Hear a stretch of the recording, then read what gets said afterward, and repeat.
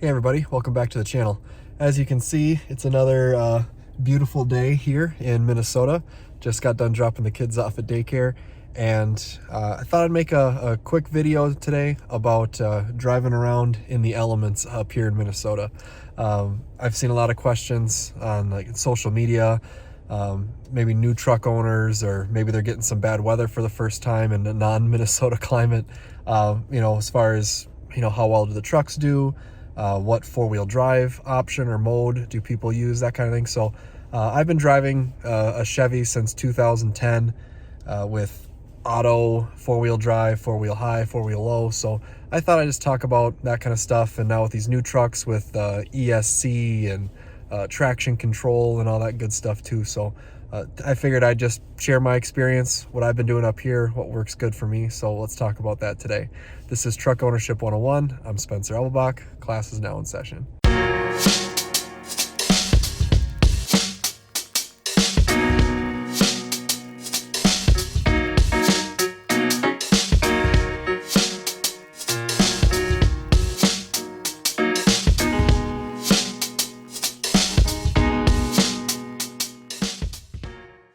All right, quick disclaimer before we get rolling.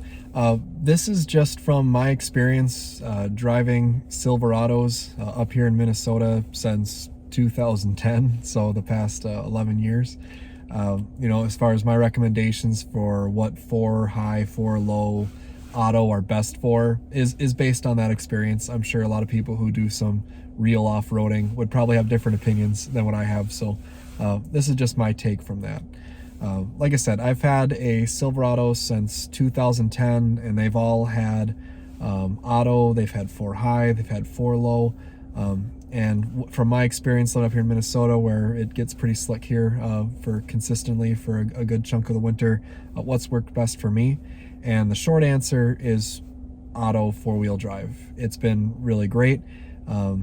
Basically at any sign where I notice the roads are getting slick, I'll just, even on the fly while you're moving, you can jump from two high to auto, no problems. And what that auto is you're still in two-wheel drive until it detects any kind of slipping in the back end, and it'll immediately engage that four-wheel drive. It'll have moving parts, in the front end ready to go, but the front wheels won't actually be under load turning until you need it. And like I said, even my 07 Silverado, when that four-wheel drive engages, you don't even notice it. It just feels like you have four-wheel drive all the time. You always have traction. So I love it. I recommend it. I use it pretty often. Sometimes I'll leave it on for several days, throughout the storm, after the storm, that kind of stuff. I don't typically leave it in four-wheel drive throughout the winter. Once traction gets a little better, I like to put it back in two-wheel high. Whether that's maybe saving a little bit of fuel economy or just less moving parts, less wear and tear on stuff. Typically when I get back, especially if I'm going to go on the highway and drive for miles and the road conditions are good, even in January or February, I'll put it back in two-wheel high for that. So that being said, like my grandpa, who had an S10 all his life, when he finally went to a Silverado, I just told him in the winter when things start looking bad, put it four-wheel auto, forget about it. Don't worry about it. Once the weather gets better, you can put it back in two-wheel high, you'll be just fine. And for how little he drives, that is absolutely just fine. I've never heard of anything bad coming back from that. So a lot of people, I've seen a lot of forum posts about, not liking auto or driving in two-wheel even when the weather's bad. You got a four-wheel drive truck, use it. So recommend that. When have I used four-wheel high? When the weather is really bad. Now, when I probably shouldn't be on the roads, but I'm on the roads. I've been on the highway in a blizzard, deep snow. I don't want my truck playing around deciding, should it be in two-wheel, should it be in four-wheel, going back and forth. No, put it in four, keep it there, get me through this mess. I don't like doing four-wheel high in just kind of slick conditions like today. We've got a couple inches last night, snowing right now. Four-wheel high, it's four-wheel drive, to a fault, where, if you do start getting some traction, you notice your truck binding and biting and kind of fighting itself, really. I'll do it sometimes in the summer, pulling a trailer or something, or trying to back up a trailer. I'll put it in four-wheel high.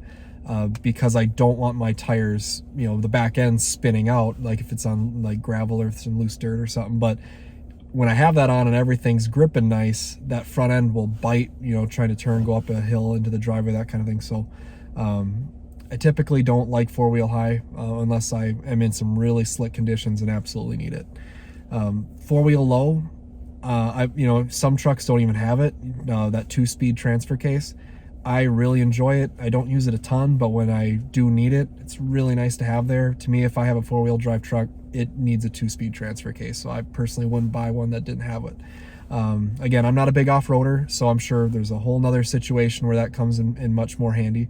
But when I use four-wheel low, it's been for when I kind of wish I had a tractor, honestly, when I got to pull a stump out or some bushes or something, and I want my truck to have all 4 wheels on the ground. I want them all pulling, and I don't want to spin out. I want to go a nice, slow, controlled crawl.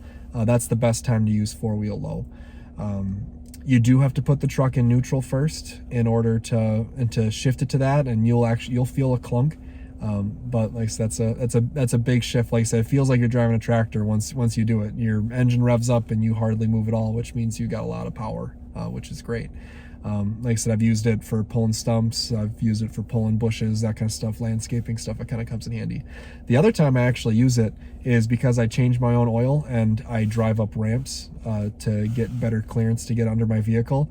And four-wheel low is amazing for that. What you don't want to do when you're climbing ramps is drive over the top of them, right? So to make sure I don't slip at all, to make sure I go a nice slow crawl to get to the top, I will put it in four-wheel low for that. So a couple of times where I actually living in the cities, not doing a bunch of true off-roading, I can still find some use for that four-wheel low. Couple other things I just want to talk about as far as driving around here in the winter here. So is traction control and stability control. There is a button, I'll throw a little beef roll footage over the screen here, in our trucks where you can turn traction control off with just a quick click. For those of you who have older generations of trucks who are used to driving in the winter, enjoy it. You don't mind whipping that back end around and getting from point A to point B as fast as possible if you know how to turn out of the skid, that kind of thing. Traction control is kind of a letdown. It'll take your power away. It'll do some braking for you. It'll try to get you straightened out, its own way as fast as possible, which is a very good thing. I'm not going to say it's a stupid feature. I've seen a lot of trucks in the ditch from people that just either they haven't driven one before or I don't know, they haven't driven one before. Maybe they're not from the area or something, so I think that could keep a lot of vehicles out of the ditch, save a lot of lives, that kind of thing. But sometimes it's fun to turn off. Like I said, I miss my 07 sometimes because that was just four-wheel auto and you just drive around, have fun. If you actually, pro tip, if you didn't know this, if you hold that button down for 5 seconds, you'll turn electronic stability control off. And if you want to do a bunch of dumb stuff with four-wheel drive, all the the donut videos and stuff, that kind of thing, I would definitely take the time to turn that off. Electronic stability control can do some throttle responses to try to get you straightened out, but what it also does is it can brake each of your wheels independently, detecting how you're skidding, where your back end's coming out, that kind of thing, to straighten you out. So just giving that one quick click and doing a bunch of silly stuff, you may actually be wearing down your brake pads powering through those. So it is a feature that turns off automatically, or the turning off electronic stability control will re-engage automatically. You can't just keep it off by pressing that button. In my testing, I think about 34 miles per hour of just driving down the highway, electronic stability control will kick back on. So if you're in an empty parking lot and want to do a few donuts, definitely turn electronic stability control and traction control off for doing those. I really hope that information was helpful. Like I said, I've seen a lot of Facebook comments and people asking questions, whether they're new to a snowy area or just new to a four-wheel drive truck. That's my experience. Like I said, I'm sure other people have other opinions, but that's been worked best for me from the past 11 years of driving Silverados. So If you got any other questions, comments, please throw them in. I do respond to most of them. I'd read them all. I really appreciate it. I've been really proud of this channel and how it's been growing. If you want to help support me, I do have links to a lot of products that I've liked on Amazon. I can link them down below. Some of the things I recommend are this car charger. I've been really into car chargers. I've got one that auto clamps onto your phone and it'll wirelessly charge it too, which is really nice. But I actually just recently purchased an iPhone 12, and with its MagSafe, I've been playing around with this charger, and it's been great. Just snaps right on, wirelessly charges it, everything. I actually kept the old mount from the auto clamping one and used it with this. It's a 7mm. Both of them were a 7mm kind of ball socket, so things were interchangeable. So I'll link all that, and just said following those links does help support the channel. If you're looking for any truck parts, you know, running boards, floor mats, trailer receivers, anything, you know, wheels, please check out realtruck.com. I'll have a link, a special link in the description as well. Their prices are guaranteed lowest, fast, free shipping. And again, I get a little bit of a commission if you do end up buying something. So those are the kind of ways you can help support me and keep this channel going. So thank you guys a ton for watching. Really proud of what this channel has grown to. So until next time, class dismissed.